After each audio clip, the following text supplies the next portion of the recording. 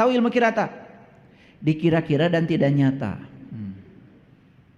Saya kasih tahu, balig dari kata balago. Balago itu artinya sampai. Jadi anak ini sudah balig kalau dia sudah sampai. Ciri sampai sudah mengerti yang 7.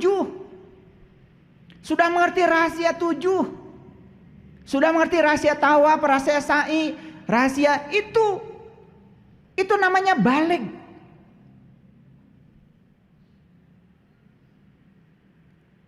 Yang luar biasa lagi, anak kita dalam keadaan tidak tahu apa-apa, dipaksa harus seperti yang orang tua mau. Bahkan bajunya pun dipaksa seperti yang orang tua mau. Dipaksa seperti yang dipersepsikan oleh orang tua kebenarannya. Pertanyaan saya, kemerdekaan anak kita dirampas oleh siapa? Hampir tidak membuka ruang buat anak kita. Kamu mau pilih jalan mana? Hampir tidak dibuka ruang. Gak apa-apa jalannya sesuai dengan jalan kita, tapi kasih tahu pengertian supaya mereka menjalankan sesuatu gak kayak robot. Mereka menjalankan sesuatu dengan senang. Makanya apapun yang dilakukan dengan senang pasti berkembang. Tiket untuk Coldplay yang akan ditayangkan nanti November 2 hari ludes. Coba bayangkan. Kenapa? Karena mereka senang.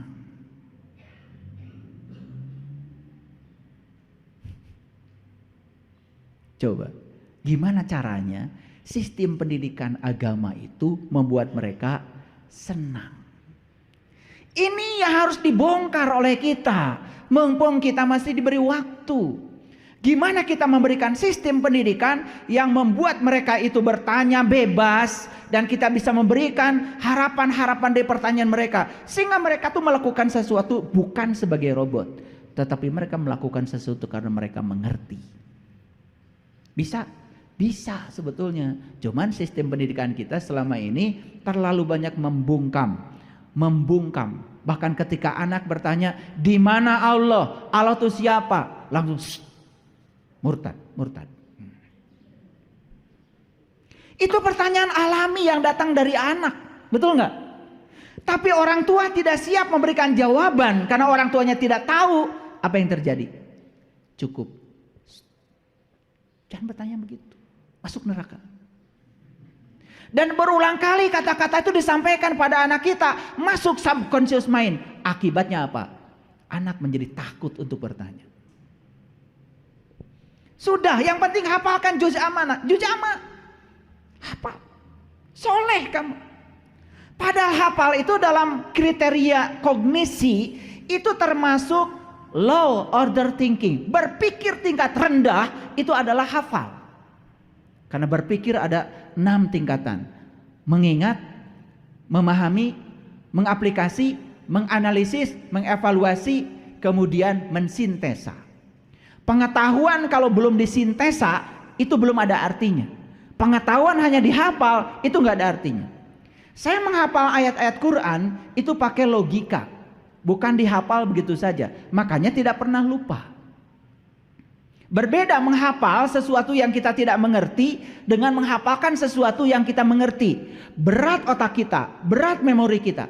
Kalau menghafal sesuatu karena mengerti, menghafal itu karena alami saja karena mengerti jadi gampang. Saya ditanya oleh mahasiswa saya ribuan rumus fisika, sekarang saya ditanya hafal semua. Dan saya hafal bukan karena membebani otak saya untuk menghafal, tidak, karena saya mengerti. Nah, saya sering tantang mahasiswa saya lagi jalan kaki ditanya mau rumus mana? Rumus kemagnetan, kelistrikan, mekanika, mau tanya yang mana sama saya bisa menyebutkannya. Dan saya hafal bukan karena apal cangkem, tetapi karena mengerti.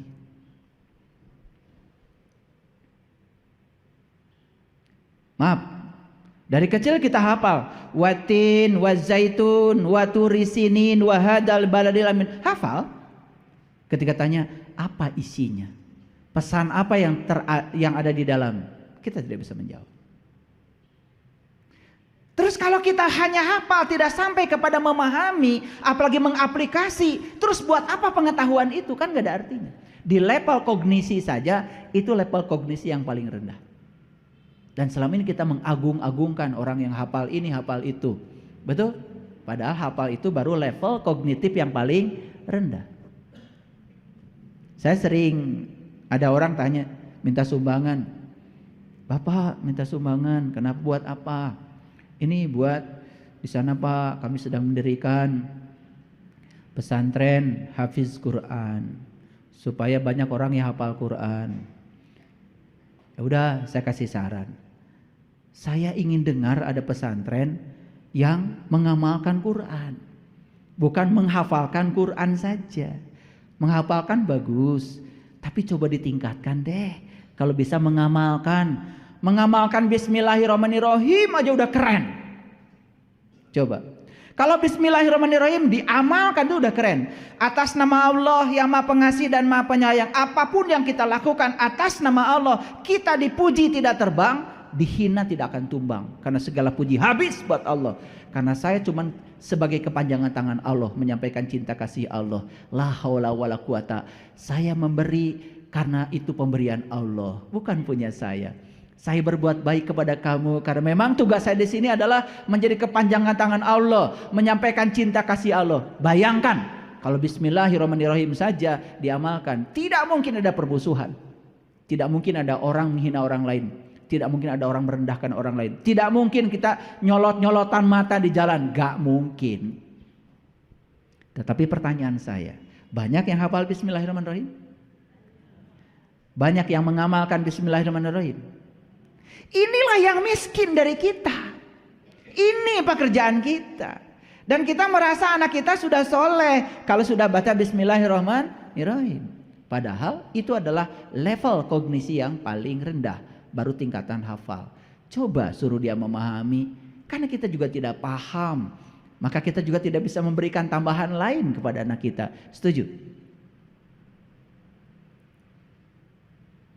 Jadi ada fenomena yang sangat luar biasa nih di Indonesia sekarang. Saya sering diundang oleh anak-anak muda ke kafe, kalau saya punya waktu saya datang. Dan mereka menyampaikan banyak sekali ya keluh kesahnya. Kenapa? Banyak anak-anak muda di Indonesia yang memilih untuk tidak beragama. Setelah saya telusuri ke dalam, mereka bukan tidak mau beragama ternyata, cuman mereka muak dengan lembaga-lembaga agama. Apalagi mereka mendengar ada kejadian ini di sini, ada kejadian itu di situ. Gitu. Banyak berita buruk yang datang di telinga mereka, justru dari dalam tanda kutip lembaga agama.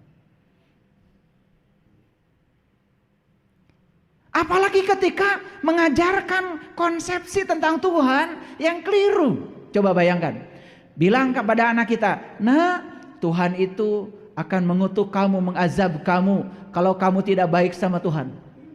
Dan Tuhan itu akan sayang sama kamu kalau kamu baik sama Tuhan. Pernah ngajarin gitu? Secara tidak sadar kita sedang mengkonsepsi anak kita dan konsepsi Tuhan yang salah. Di mana letaknya Tuhan yang Maha Pengasih dan Maha Penyayang? Kalau Tuhan seperti itu, yang punya sifat itu kan kita orang tuanya, betul? Kita baik sama orang kalau orang lain baik sama kita. Kita dendam habis pada orang kalau orang lain tidak baik sama kita. Yang punya sifat seperti itu kita kok. Sifat Tuhan dikatakan pada kita seperti itu. Tuhan tuh Maha Pengasih. Kamu mau baik sama Tuhan, Tuhan tetap cinta sama kamu. Kamu tidak baik sama Tuhan, Tuhan tetap cinta sama kamu. Karena Tuhan tuh maha, tidak tersentuh oleh kotoran kamu. Pernah gak mengajarkan konsepsi Tuhan yang semacam itu? Tidak. Betul gak? Lebih suka menakut-nakuti anak. Awas nak, ya. Nanti kalau kau melakukan ini, kau masuk neraka. Jadi agama itu menjadi sesuatu yang menakutkan. Kalau nggak surga, neraka. Oke, baik kita lihat dulu sekarang. Ada 4 tingkatan motivasi, kita pahami. Ini 4 tingkatan motivasi. Yang pertama reward motivation, motivasi hadiah atau motivasi pahala. Melakukan sesuatu karena berharap ada hadiah, ada pahala. Ini tingkat motivasi yang paling rendah. Yang kedua, punishment motivation, motivasi ancaman. Dia mau melakukan sesuatu karena takut ancaman.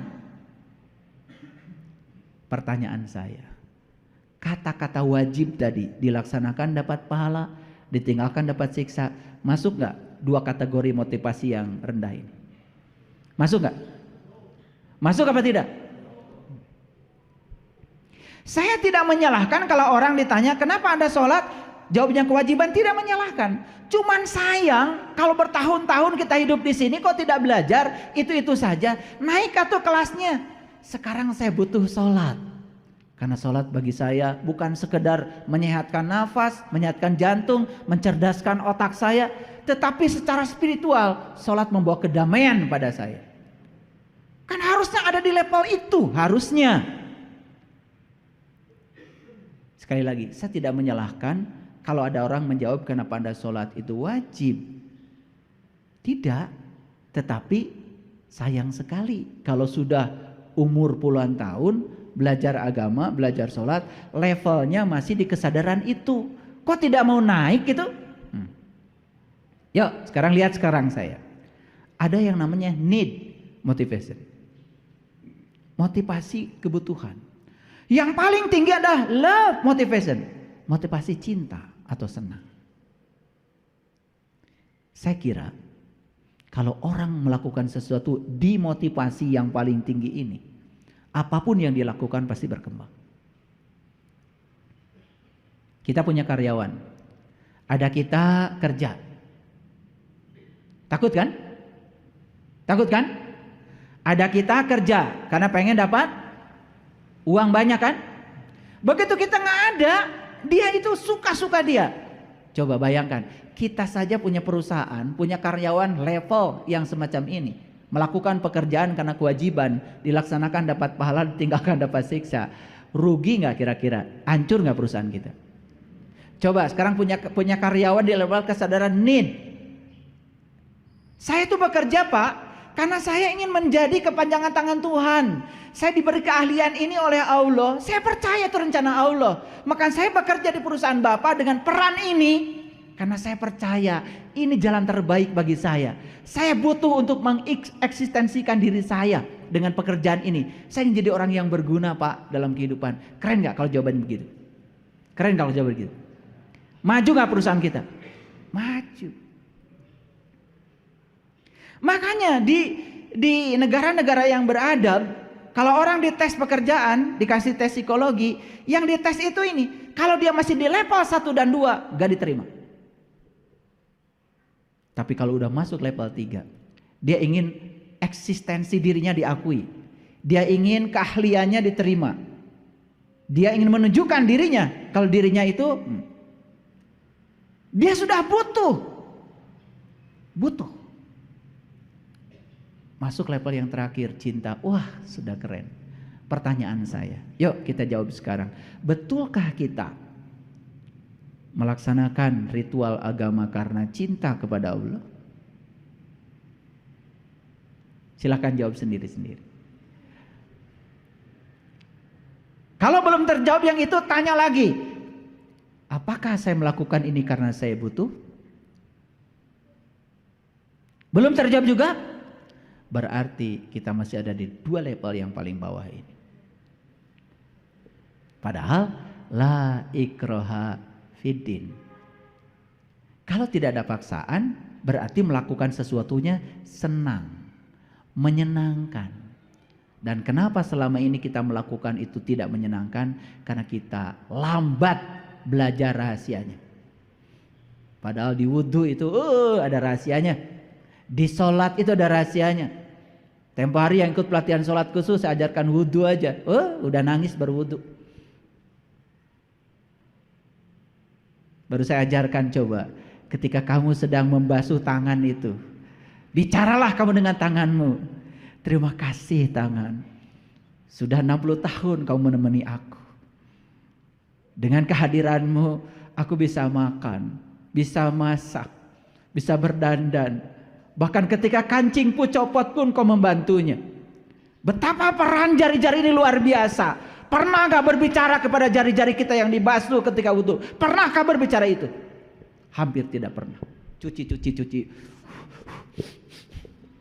Wudhu, sudah. Hanya sebatas menggugurkan kewajiban. Tidak ada kesadaran yang dibangun. Para Nabi Muhammad mengajarkan itu. Ketika Nabi Muhammad mengambil air untuk hidungnya, beliau mengajarkan. Ini fikih. Apa yang diajarkan beliau? Masukkanlah bau surga ke dalam hidungku. Jauhkanlah bau neraka dari hidungku. Ketika beliau membasuh wajah, ya Allah, putihkan wajahku dengan cahayamu. Putihkan wajahku dengan cahayamu. Yang dimasukkan ke sini adalah air, tapi beliau meminta kepada Allah, putihkan wajahku dengan cahayamu. Maka di Quran dikatakan Muhammadur Rasulullah wallazina ma'ahu asyidda walal kufar ruhama bainahum tarahum ruk'an sujadan yabtaguna fadlan minallahi wa ridwana. Umatnya Nabi Muhammad itu penuh cinta kasih pada siapapun tanpa membeda-bedakan. Bekas ruku dan sujudnya nampak di wajahnya. Wajahnya menyenangkan, wajahnya penuh persahabatan, tidak curiga, penuh kebijaksanaan. Coba, orang lain pinjam uang sama kita, kemudian dia tidak bisa bayar, dia datang pada kita. Sebelum dia bicara, langsung kita bicara. Sudah, jangan dipikirkan. Sudah. Uang saya masih banyak, berkecukupan. Saya doakan kamu, semoga nanti ada rezekinya. Bahkan ketika dia tidak bisa bayar, sudah, jangan dipikirkan. Sudah, saya ikhlaskan. Nggak usah dipikirkan lagi kata-kata itu. Itu yang sebenarnya tarahum ruka'an sujadan yabtaguna fadlan minallahi. Bekas ruku dan sujud nampak di wajahnya. Bukan secara fisik. Maaf, bukan ini jadi hitam, bukan. Karena kalau ruku yang benar, sujud yang benar seperti yang diajarkan Nabi, harusnya ini tidak sampai berbekas. Harusnya. Coba kita nanti suatu saat kaji hadis-hadis tentang fikih. Bagaimana melakukan itu? Karena kita senang gak peduli. Dan kita merasa kalau sudah begitu melakukan semuanya selesai. Yuk sekarang. Di mana motivasi kita melakukan semuanya? Kalau kita masih di level 1 dan 2 berarti bertentangan dengan la ikraha fiddin. Harusnya tidak ada paksaan dong dalam agama. Dan kenapa agama tidak menarik? Contoh sederhana, ibu bapak, kalau ibu bapak saya paksa memakan makanan yang tidak biasa ibu bapak makan, saya paksa, muntah nggak kira-kira? Muntah nggak? Muntah. Saya pernah membawa teman saya ke restoran Jepang. Begitu lihat sashimi itu yang mentah, lari dia. Karena otaknya itu yang namanya ikan harus matang. Kalau saya paksa dia makan sashimi itu muntah, lihat saja dia sudah nggak tega. Nanya sama saya, Bapak katanya makan itu? Iya.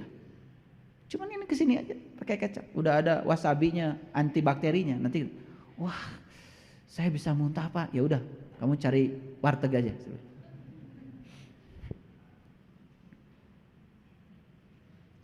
Sekarang ini kita memaksakan sesuatu dilakukan oleh anak-anak kita tanpa dikasih knowledge. Betul apa tidak? Betul apa tidak? Kamu harus sholat, kamu harus ini. Kita sendiri tidak punya knowledge-nya. Maaf, saya pernah didatangi banyak orang tua yang datang pada saya mengeluhkan anaknya tidak sholat. Ayah, anak saya sudah mahasiswa, tapi sampai sekarang belum sholat. Ibu, alhamdulillah saya sholat. Gimana sholatnya ibu? Sudah merasakan nikmatnya sholat? Mulai. Siapa yang kau ingat ketika sholat? Mulai. Saya bilang, kamu aja sholat cuman karena udah tua. Dulu juga kamu seusia anakku gak sholat juga kan? Loh kok ayah tahu? Tahu dari wajahnya. Diam akhirnya. Terus gimana caranya? Perbaiki diri. Perbaiki sholatmu sampai mewujud sholatmu menjadi akhlakmu. Dan setelah wujud menjadi akhlakmu, perhatikan, Anak-anak cucumu akan ngikuti sholatmu nanti. Kenapa? Ibu saya nggak pernah marah di rumah karena sholatnya rajin. Coba, sholat rajin, marahnya rajin. Siapa yang mau sholat? Ngikutin kalian. Ini saya bicara fakta. Oke, sampai sini ngerti? Kita mau di tingkatan mana melakukan sesuatu? Mau di tingkatan cinta? Yuk, kalau di tingkatan cinta, kelembutan, kasih sayang, buang semua kata-kata kasar, suruhan, paksaan. Makanya di Quran dikatakan yu'til hikmata may yasha wa may yu'til hikmata faqad utiya khairan katsir wa may yazakkaru ila ulil albab.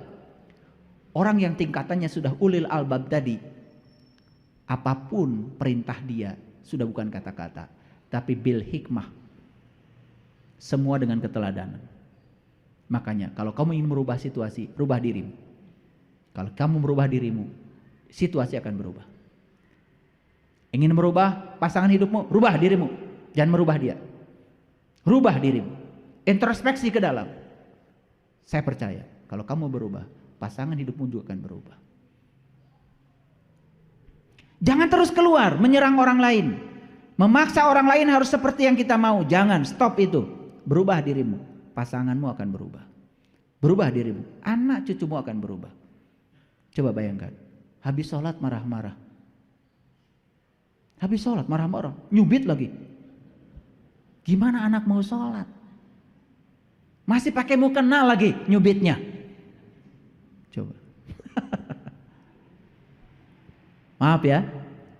Nah, ini pemahaman la ikraha fid din yang selama ini tidak kita bedah. Sehingga banyak yang baik. Sekarang saya bicara data dulu. Ini data saya ambil dari Pew Research Center.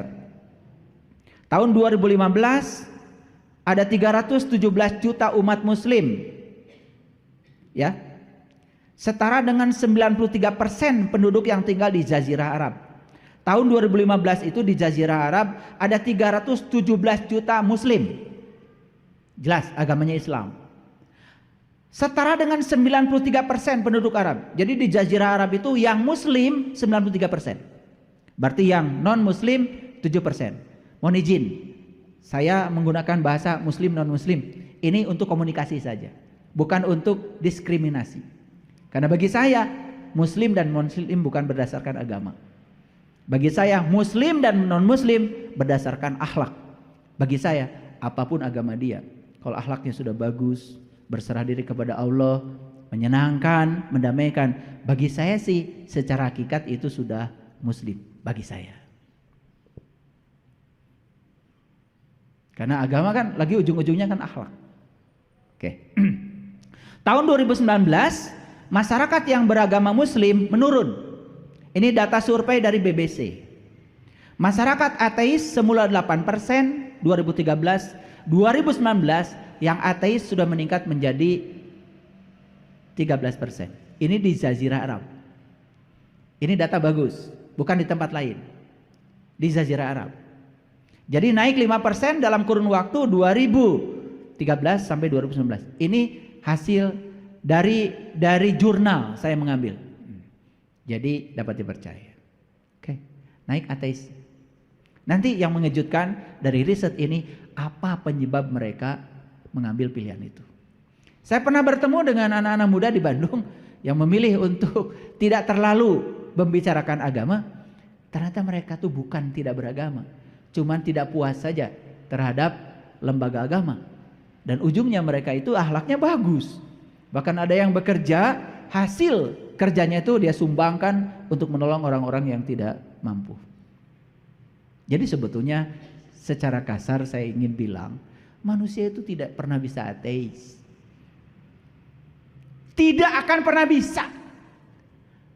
Karena saya sudah bertemu dengan orang-orang yang menyatakan dirinya ateis, ketemu saya, tidak akan bisa. Terus saya ajarkan kesadaran sampai mengakui, oh Tuhan bersama saya. Terserah kamu menyebut apa, mau menyembah dengan cara apa, yang jelas kamu tidak akan bisa berpisah dari dia. Itu ada caranya. Jadi sebetulnya pengakuan itu hanya ketidakpuasan menurut saya. Ini yang harus kita pelajari. Oke. Riset dari Iranian Attitude Towards Religion tahun 2020, 47% dari 40.000 responden itu di daerah Jazirah Arab. 47% dari 40.000 responden, berarti berapa? 47% kali 40. Ya sekitar 40.000, berarti kan sekitar 16.000 ya. Ya 17.000 lah. Dia mengaku sudah ateis. Ini data ya. Kemudian di Turki ini 99% masyarakat Turki itu beragama Muslim, mengalami peningkatan jumlah ateis dalam 10 tahun terakhir.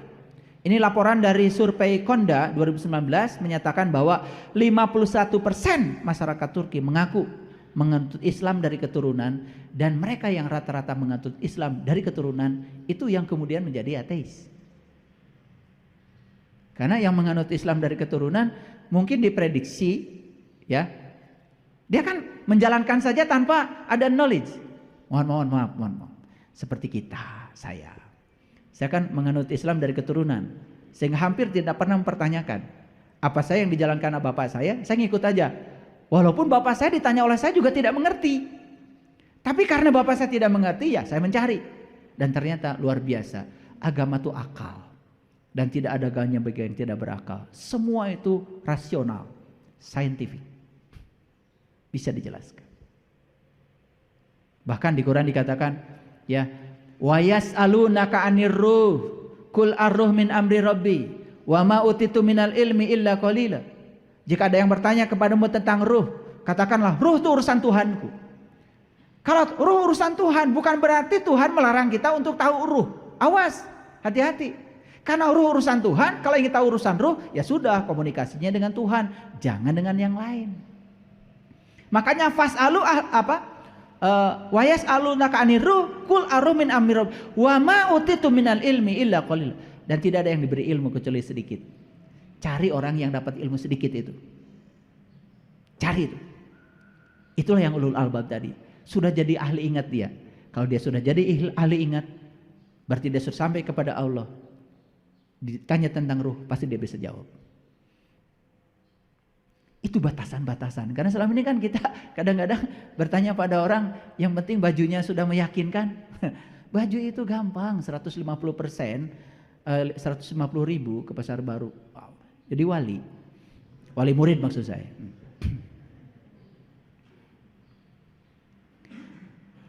Jurnal yang berjudul Man Without God, itu jurnalnya itu The Rise of Atheism Saudi Arabia, yang ditulis oleh Hannah Wallace. Di jurnal ini dikatakan mengapa mereka memilih ateis. Ternyata sikap politik pemerintah yang memanfaatkan agama. Mereka tidak mau dipolitisasi. Mereka kecewa dengan kode hukum yang ketat, dengan pandangan kaku dari para ulama. Ini hasil riset. Jadi pandangan kaku tentang agama yang dikemukakan oleh para ulama itu yang membuat mereka memilih untuk ateis. Nah, pandangan kaku, rigid, sehingga agama itu yang harusnya membebaskan, malah agama itu justru mengekang. Awas ya, kata membebaskan yang dipahami sebagai liberalisme, bukan. Jadi harusnya agama itu yang membuat senang, kan gitu, bukan membuat takut. Jadi kalau habis ngaji dengan saya wajahnya berubah ya, jadi penuh adrenalin gitu, ketakutan, berarti ada yang salah. Saya ngajarin agama. Harusnya agama itu banyak kesenangan, banyak dopamin, banyak oksitosin, banyak serotonin, banyak endorfin. Kenapa? Karena agama itu ternyata menyenangkan. Nah, kalian belum sampai di situ. Masih harus dibongkar itu, karena di alam bawah sadarnya terlalu banyak paradigma yang membuat agama jadi ruwet. Hidupnya jadi ruwet. Padahal fikih aja banyak ruhsohnya kan? Betul nggak? Kalau kamu tidak bisa sholat duhur karena sedang perjalanan 4 rakaat, sudah 2 aja. Kalau kamu tidak bisa, ya sudah asarnya tarik ke duhur 2-2. Itu agama tuh begitu luar biasa. Ruhsohnya banyak. Jadi kadang-kadang menjadi berat karena kita tidak punya knowledge. Jadi aja terbebani gitu. Ya. Nah, beban-beban itu akan menimbulkan rasa bersalah. Rasa bersalah itu yang akan membuat kita merasa tertekan ketika menjalankan agama. Oleh karena itu, gimana caranya supaya agama itu menarik? Mulai dari kita. Saya kalau menjelaskan agama itu ya ke anak-anak muda terutama, yang kritis terutama, saya jawab. Akhirnya mereka itu seneng. Karena apa? Keperluan otaknya itu terpenuhi. Coba ketika tanya, Pak, Bu, kan yang kentut kan pantat, yang dibasuh wajah. Tolong jelaskan. Udah, jangan banyak tanya. Jalankan aja. Di situ akan ada pemaksaan kan? Karena dia tidak punya knowledge-nya. Pernah nggak ditanya begitu? Untung aja nggak pernah ditanya. Kalau saya ditanya sama anak-anak, ya bersyukur tuh nggak ditanya ya. Bersyukur. Justru kalau tidak pernah ditanya begitu, jangan-jangan anak kita sudah mati pikirannya. Baik ya, kita lihat ayat ini. Sekarang masuk ke ayat ini dulu. La ikraha fiddin. Apa? Tidak ada paksaan dalam agama. Kenapa tidak ada paksaan? Ini ada ayat selanjutnya, perhatikan. Supaya jangan salah tafsir. Ya. Qad tabayyana rusydu minal ghayy. Sungguh telah jelas mana jalan yang benar, mana jalan yang sesat. Rusdu itu sebenarnya bukan benar. Rusdu itu artinya cerdas. Mana jalan yang cerdas, mana jalan yang tidak cerdas. Harusnya begitu terjemahannya. Tetapi saya ngikutin terjemahan yang ada, nggak apa-apa. Ya, sebetulnya rusdu itu sudah jadi rasyid, mursyid. Gitu. Orang yang cerdas disebutnya mursyid. Gitu. Makanya ada istilah guru mursyid. Ya, guru itu dari bahasa Sanskerta, gu dan ru. Gu itu artinya gelap, ru itu cahaya. Jadi guru orang yang bisa membebaskan kegelapan kita sehingga kita menemukan cahaya. Makanya orang yang semacam itu sering disebut mursyid karena orang yang cerdas. Orang yang cerdas itu cirinya apa? Tidak pernah takut tersaingi oleh muridnya. Tidak pernah. Tidak pernah melekat juga pada muridnya. Saya punya banyak guru sudah selesai dengan dirinya sendiri. Jadi sudah tidak ada lagi ketakutan kehilangan murid, apalagi merasa bangga ketemu muridnya banyak. Enggak, udah selesai kok. Kenapa? Kamu mau belajar untuk kamu. Kamu tidak belajar juga buat kamu. Tuh, orang yang sudah selesai begitu. Sama seperti Allah. Kamu mau seperti apa? Ya terserah kamu. Tapi belajar menanggung resiko dari semua pilihanmu. Begitu cara Allah mendidik kita. Dan Allah tidak pernah memaksa. Silahkan, kamu mau apa? Tetapi di setiap pilihan kamu ada resiko yang harus kamu tanggung. Di situ aku ngasih pelajaran pada kamu. Itu cara Allah mengajarkan kita. Makanya alam semesta diciptakan dengan hukum sebab akibat. Keren. Baik, kita jelaskan. Qad tabayyana rusdu minal ghayy. Karena apa? Tidak ada paksaan dalam agama bagi siapa? Bagi yang sudah jelas. Mana yang benar, mana yang tidak benar. Mana yang terang, mana yang gelap. Nah, sekarang ini siapapun yang menjalankan agama dalam kegelapan, dia tidak bisa membedakan mana yang terang, mana yang gelap, mana yang palsu, mana yang asli. Betul? Mana yang debu, mana yang mutiara.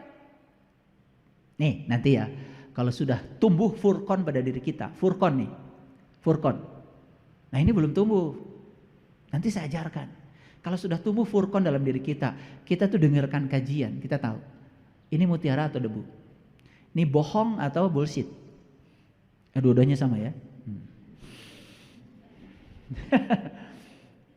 Ini hanjalan, ini kenyataan. Kita bisa tahu. Bisa tahu. Kalau furqannya sudah tumbuh. Nah, sekarang ini furqannya belum tumbuh. Jadi pisau yang bisa membedah, men-slice secara jernih itu belum tumbuh. Nah, sehingga ketika kita belum tumbuh sampai di titik ini, apapun yang kita lakukan semua dalam keterpaksaan. Jadi lahirnya tadi dilaksanakan dapat pahala, dapat siksa. Betul? Coba sederhana ya. Masih ada nggak orang yang mengeluarkan zakat terpaksa? Masih ada? Masih banyak. Terlalu sopan tadi pertanyaan saya. Tapi orang yang sadar coba, ya Allah, semua yang ada dalamku adalah pemberianmu. Kalau aku memberi kepada orang, sesungguhnya aku tidak berbuat baik pada siapapun, karena aku berbuat baik pada diriku sendiri. Semua pemberianku adalah untukku dan kembali padaku, bahkan berkahnya untukku. Aku berterima kasih pada orang-orang yang mau aku beri, karena dengan mereka aku bisa berbuat baik. Bukan memaksa orang lain berterima kasih pada dia yang memberi, tapi dia berterima kasih pada orang-orang yang mau diberi. Orang yang seperti ini memberi sudah tidak keterpaksaan lagi. Zakatnya bukan 2,5%, 50% zakatnya.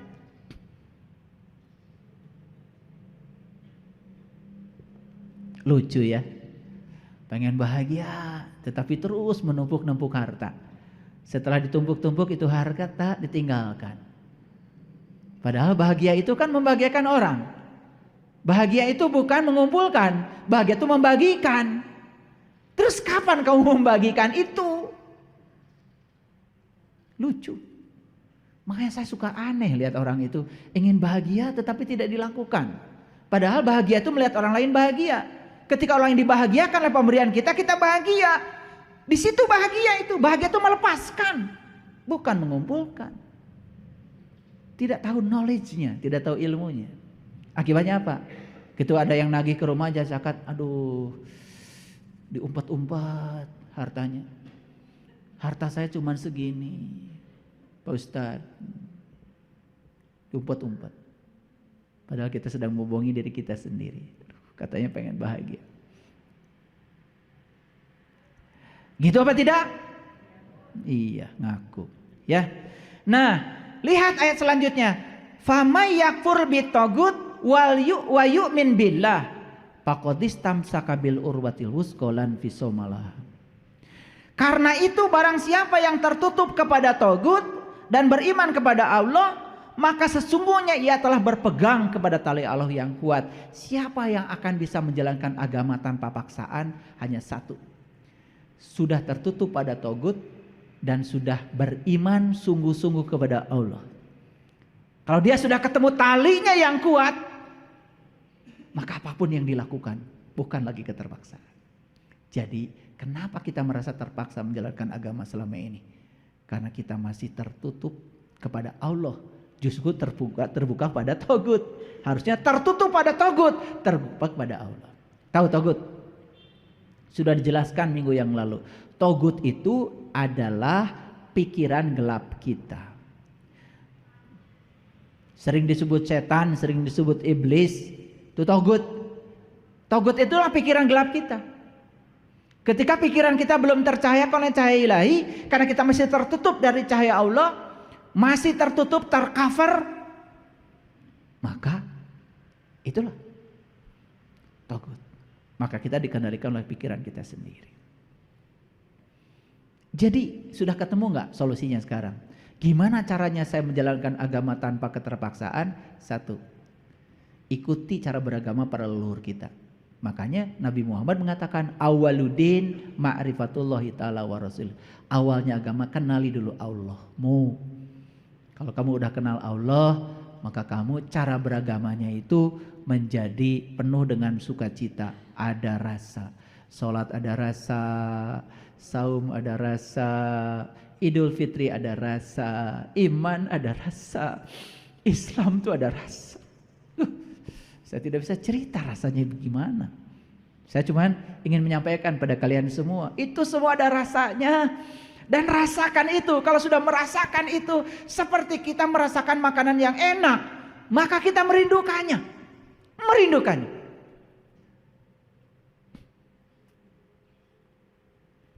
Ulangi.